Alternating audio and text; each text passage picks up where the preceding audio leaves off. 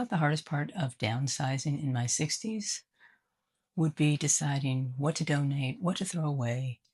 But I quickly realized that the hardest part of downsizing was emotional attachments and memories to things, to items.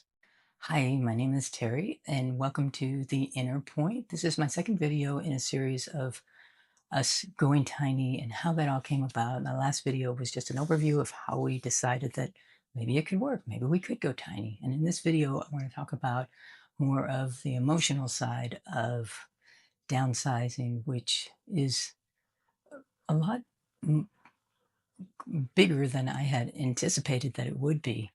So we had about 6 weeks to do all of the downsizing and decluttering. Most people, when they decide to do this, have a few months, 6 months to actually go through the process and do it. We had 6 weeks. Our lease was ending, um, and we were already almost to the end of closing on our tiny home. So we had not a lot of time, but a lot to do. And if you're anything like we are, and when you're in your 60s, you tend to you've collected things over the years. You have things that mean something to you, and but I didn't really focus on that at the time. At the time, I thought, well, this is just going to be a lot of physical work, and I'm going to be really sore, and it's going to suck for that reason. And I didn't give it much thought about the emotional impact. But I tell you a story that happened early on in the process. Our garage, of course, was full of stuff, but in 2018, we lived in a different house, and we had a detached garage, and we had a massive amount of rain that summer. And just every day, it was just monsoon rains. And when the rain all stopped and we went and checked the garage, all of our stuff was ruined. It was covered in thick mud, and it wasn't everything. We had just put some boxes out there, and we were going to go through them when we moved.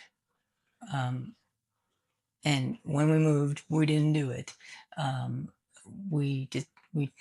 It's hard. It's hard when you move, and you think, yeah, when we move, we'll just go through these boxes. We'll put them aside, and we'll go through them later. And then once you get moved and you're settled in, those boxes take a back seat real quick, and that's what happened. And unfortunately, we lost. We didn't have all of our stuff in there. We had clothes and books and just things that we carried around through the years, and everything was just ruined. And we scooped everything out, and we had to throw it all away. And sometimes some things I wasn't really sure what I had lost. But going back to the previous year in 2017, I lost my mother. She passed away, and she used to be into ceramics, making ceramic pieces, and she had made me some beautiful pieces over the years. And I thought I had lost those in the flood. And so when we began the downsizing process, I took on the garage because it had been bugging me for a long time. We had boxes out there. They had to be gone through. We had to decide what to keep, what to donate, what to toss. And so I went into the garage. I was going through boxes, of course, and I opened one box in particular, and there intact was 4 pieces of my mom's ceramics. I had bubble wrapped them years prior, and we had just been carrying them around from place to place. And they were perfect. They hadn't gotten ruined in the flood. They weren't even in the garage. And in the garage that got flooded. And I remember just standing there looking, and I started crying because I had remembered each piece that my mom gave me, and it brought me back years earlier. And I remember her being so happy and lively, and she was very creative. And it was, I hadn't expected that to happen, but I realized at that point this was going to be a lot more difficult than I thought, because now it's not just a matter of putting muscle into trying to get all of this done, but now it's a matter of emotions being tied to a lot of things, and how those can bring you back to those times and places in your life. And of course, I did keep those four pieces and brought them to the tiny home, and they are displayed here. So I was very happy about finding them. But then I realized, how in the world are we going to go through everything and downsize enough to comfortably live in 399 square feet? It seemed like an impossible task at the time. By the time you're in your 60s, it becomes clear that you've accumulated not just stuff, but pieces of your life. And you can trace those back to memories. And that's why people have a hard time downsizing and letting go of things. But here we were in the process of already closing on this house, finding where we were going to park it. And we've got 6 weeks and we've got to do this. And at the time, I was still working during this downsizing. This was before my layoff. And I was still working and still trying to do all of this at the same time. And it was tough. My partner has a chronic illness. She has MS. And so while she was able to do some things, obviously there are things that she couldn't do. And so maybe I'll talk about that in a future video. I lost my train of thought, yeah, of course. But we knew we were in a time crunch, and we had to get to a point where, there were several times when we had to just say, Let's stop. Let's talk and tell her, because we're snapping at each other and we're taking it out on each other, and we're so stressed out." And we were finally able to get on the same page of, we've got to get uh, into a decluttering mindset, and realize that some things, like big pieces of furniture that maybe were given to us as children or whatever, we're not even using those things anymore. They're sitting in a garage, or we don't want them. They don't match our decor, but there's that guilt of getting rid of it. I want to get rid of it. My grandma gave it to me, or whatever. And so I think we got to a point, and I got to a point where I was like, if I'm not using this piece and it's still good, it's not fair for me to just hold on to it just because I have some memory attached to it. Why not give it to someone else and bless them and allow them to continue using it and pass it on, rather than it just sitting there and just basically rotting, doing nothing? And so once that mindset really sunk in, I think it became easier to start letting go of things. And we decided early on that we weren't going to sell anything. We were on a time crunch. We were going to donate. We were going to go through things. And if there were things we had for whatever reason that were unusable, we were going to toss it. So it was donate or toss. That was it. Or keep. Some things we kept. Like my mom's ceramic pieces, and smaller things like that, that we could keep and display and cherish. And so um, and so we donated probably 90% of our stuff. I think our first stop was, of course, friends, family, anybody that wants anything, come take what you need. Our furniture was way too big for a tiny home. Uh, it was a it was big furniture for a bigger house, and so we needed to get size appropriate furniture for our new home. And so we 90% of our stuff donated. Great. 10%, I don't even know why we had some of it. It wasn't even usable, and it makes me giggle to even think of it. I opened a box, and there were not even reusable. There were disposable plasticware. Why do I have that in a box in the garage? I have no idea. It must have been a last minute packing job. I don't know, but it's ridiculous. Those kind of things were just, yeah, we'll just, those get tossed. And so I felt good about being able to donate the things that we couldn't use anymore. And so once we got into that mindset of that, once we moved, now it's, now that we're in the tiny home, and realizing that we have 399 square feet we're working with, but it feels spacious because the furniture is size appropriate. We don't have too much stuff.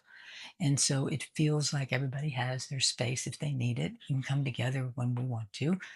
Um, we didn't have to get a storage shed. That was one thing that I really didn't want to get, because if I'm just going to put my stuff in a storage shed and leave it there and then go check on it, I'm not using it.